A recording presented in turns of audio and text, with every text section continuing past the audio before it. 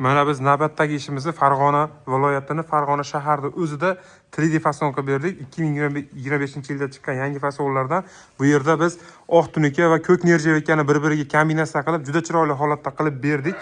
Xizmatimiz Ves vodiy bo'ylab ham amalga oshadi, faqat Samarqand, Buxoro yoki Voha tomon emas, lekin bu kichkina joyda ham juda chiroyli holatda fasonka berdik. 3 metrga 720 darvozaxonaga juda chiroyli holatda qilib berdik. Mana bu naqshlarini va mana bu naqshlarni orqasiga ham ko'k nerjevikalardan qo'yib, bugun mana ishimizni 3 kunda ponni tugatib chiqatyapmiz.